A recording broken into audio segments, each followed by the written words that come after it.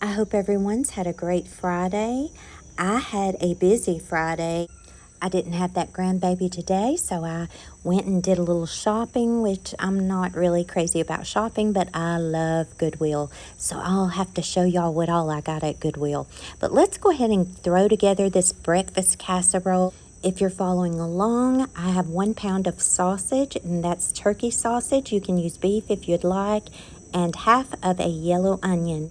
I did cook that sausage and drain the fat off of it before I added the onion. Now we're going to let this cook on low with the lid on it while we prepare the rest of the casserole. I'm using a 7 by 11 baking dish here. It's the perfect size for me and my husband. And I'm going to go ahead and just oil this down with some olive oil. And I apologize if you hear all these animals in the background. I'm sitting on my back porch while I'm talking to you. Okay, where was I? Oh, yes, we are oiling that baking dish. And I'm just using some olive oil for that. Now let's go ahead and check our onions and sausage. It looks good. We're going to say that's done. Turn your stovetop off and let's transfer that to the baking dish. Now this is optional. If you're watching your carbs, you're not going to want to add potatoes, but we did. We added some diced hash browns to this. You can use tater tots. You can use shredded potatoes. You can even use the flat hash browns. I've done that as well. But go ahead and put about a cup on top, maybe a cup and a half. This is just a dish I throw together sometimes when we want breakfast and I'm in a hurry. Now you can even add bell peppers to this, or maybe some onion powder and garlic instead of the potatoes if you're watching your carbs. You'll need a bowl and we're going to crack open 6 eggs. I'm going to add about a half a cup of milk to this.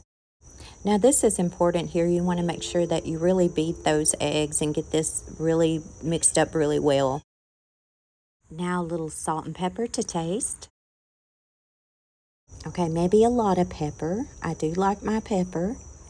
Now let's beat those eggs some more. Okay, so back to our casserole dish, and now we're just going to pour this on top of it. Go ahead and give this a shake just to make sure those eggs reach the bottom of that casserole dish. You could have even put this under the potatoes, but I find that I like it better when I just pour the eggs on top. Now we're going to put some cheese on top. So just use the cheese of your choice. I've got a little bit of shredded cheese that I need to utilize. I'm going to put that on top, and I'm also going to add some mozzarella on top as well. Y'all, I don't know what kind of chicken that is next door, but I told my husband, I said, that chicken sounds like it's dying instead of crowing. But somebody told me they're city chickens. Okay, so go ahead and grab a piece of an aluminum foil.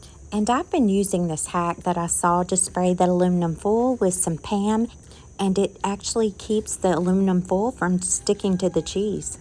Go ahead and put this in the oven that we preheated to 375 degrees, and we are going to bake this for about 45 minutes to an hour, and voila, this is so good, y'all. And my husband got into this before I could get a picture, and he said, I'll put it back. He said, it cuts out so good, you can put it back.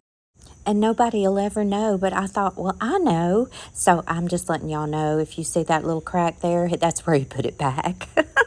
He said to tell all of you that this was good stuff.